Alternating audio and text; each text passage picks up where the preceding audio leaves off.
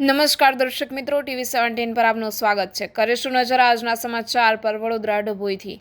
ડભોઈ નગરપાલિકા દ્વારા આજરોજ નગરપાલિકાના સભાખંડમાં એક્શન એડ સંસ્થાના સહયોગથી ડભોઈ નગરપાલિકા મહિલા સફાઈ કર્મીઓએ તેમજ નગરપાલિકાના મહિલા કર્મચારીઓ માટે પોશ એક્ટ વિશે જાગૃતિ કાર્યક્રમ યોજવામાં આવ્યો હતો, જેમાં એક્શન એડ સંસ્થાના સ્ટ્રાટ કોઓર્ડિનેટર દ્વારા પોશ એક્ટ વિશે વિસ્તૃત માહિતી આપવામાં આવી અને આ કાયદા હેઠળ કામકાજના સ્થળે જાતીય સતામણી રોકવા માટે કાયદા દ્વારા શું જોગવાઈ કરવામાં આવે છે તે વિશે વિસ્તૃત માહિતી આપવામાં આવી હતી, જેમાં આ પ્રકારની ઘટનાઓ બને ત્યારે મહિલાઓ દ્વારા ક્યાં રજૂઆત કરી શકાય, કેવી રીતે રજૂઆત કરી શકાય અને ફરિયાદના અંતે કાયદાકીય જોગવાઈ શું છે વગેરે વિશે જાગૃતિ અને વિસ્તૃત રીતે માહિતી આપવામાં આવી હતી.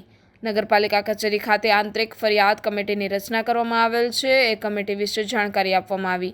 આ પ્રસંગે નગરપાલિકાના પ્રમુખ શ્રી બિરેનભાઈ શાહ, ચીફ ઓફિસર શ્રી જયકિશન તડવી, કારોબારી ચેરમેન OS મહેશભાઈ Parmar, project manager અર્ચનાબેન Parmar, sanitary inspector Shri મહેશભાઈ H વસાવા તથા અન્ય સ્ટાફ ખાસ હાજર રહ્યા હતા. આજ રોજ ડભોઈ નગરપાલિકા ખાતે એક્શન એડ સંસ્થાના માધ્યમથી ડભોઈ નગરપાલિકામાં કામ કરતા વર્ગ 3 અને વર્ગ 4ની મહિલાઓને સાથે રાખીને તેઓને વર્ક પ્લેસ પર થતી જાતીય સતામણી બાબતેના કાયદા વિશે જાણકારી આપવામાં આવી.